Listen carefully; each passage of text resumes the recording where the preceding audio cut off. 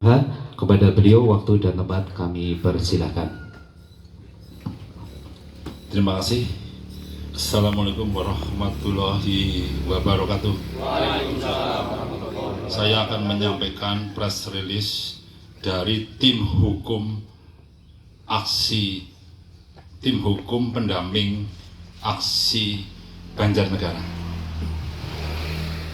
Press release ini berkaitan dengan pemilihan kepala desa di Banjarnegara yang melanggar hukum dan hak hukum para kepala desa yang masih menjabat sesuai dengan Undang-Undang Nomor 3 Tahun 2024 tentang perubahan kedua atas Undang-Undang Nomor 6 Tahun 2014 tentang desa. Yang penting kami sampaikan yang pertama adalah bahwa Pilkades di Banjarnegara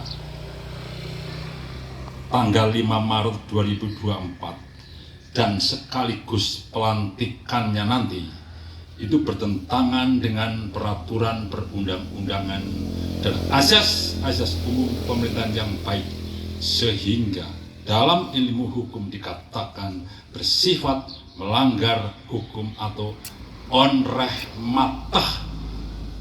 Oleh karenanya itu tidak sah dan harus dibatalkan.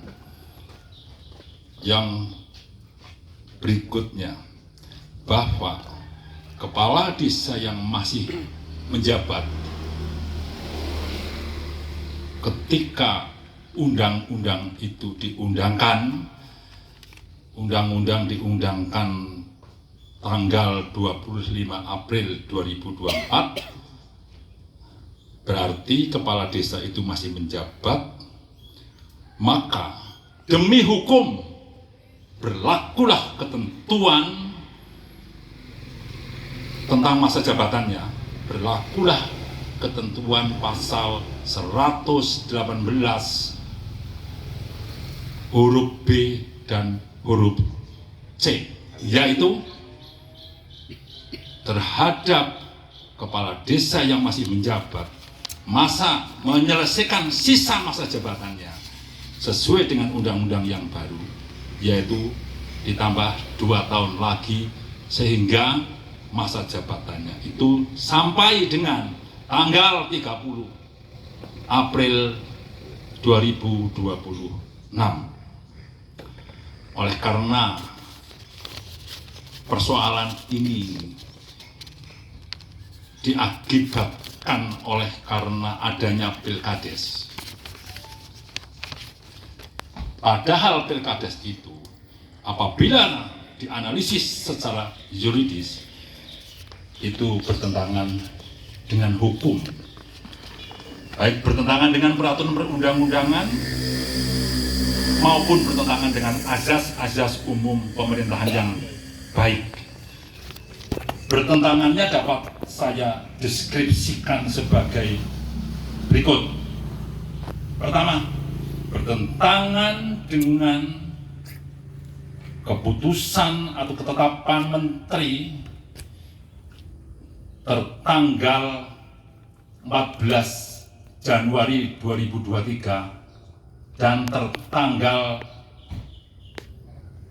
20 Februari 2024, yang pada intinya di dalam ketetapan dan keputusan menteri tadi disebutkan bahwa Pilkades yang pelaksanaannya setelah tanggal 1 November 2023 itu harus ditunda sampai dengan berakhirnya pemilu dan pilkada.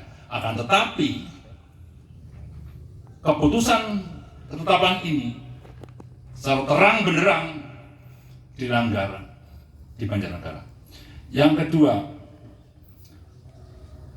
Pilkades itu juga tidak sesuai dengan hasil dari rapat koordinasi Forkopimda tertanggal 24 Februari 2024, di mana dalam rapat koordinasi itu dapat disimpulkan bahwa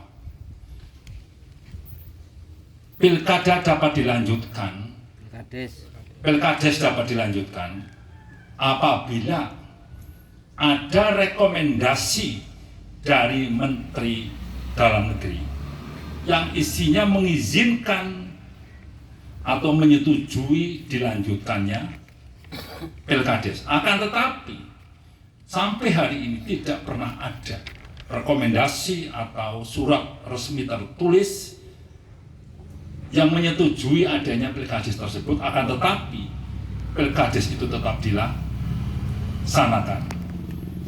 Yang berikutnya, yang ketiga, sebetulnya Pilkades itu telah ditunda. PJ telah mengeluarkan keputusan menunda. Akan tetapi 3 hari kemudian penundaan itu dicabut. Dicabutnya penundaan itu tanpa suatu alasan hukum yang kokoh, karena belum ada rekomendasi dari Kementerian Dalam Negeri yang menyetujui atau mengizinkan tetap diadakannya Pilkades. Yang berikutnya, pelanggaran dari Pilkades tersebut adalah yang paling fatal. Hasil Pilkades, apabila kemudian itu akan dilakukan pelantikannya, maka pelantikannya sudah pasti bertentangan dengan ketentuan pasal 118 huruf B dan C Undang-Undang Nomor 3 tahun 2024. Karena di dalam pasal tersebut disebutkan bahwa kepala desa yang masih menjabat ditentukan untuk menyelesaikan masa jabatannya sesuai dengan ketentuan undang-undang yang baru, yaitu dari 6 tahun menjadi 8 tahun. Oleh karenanya itu, menurut undang-undang baru, Pilkades itu menyelesaikannya di tanggal 30 April 2020. Nah, berdasarkan hal yang sudah saya sampaikan di atas, maka dapat disimpulkan yang pertama, Pilkades di Kabupaten Banjarnegara bertentangan dengan keputusan atau ketetapan Menteri Dalam Negeri Republik Indonesia dan bertentangan dengan asas-asas umum pemerintahan yang baik. Kesimpulan yang kedua, bahwa Pilkades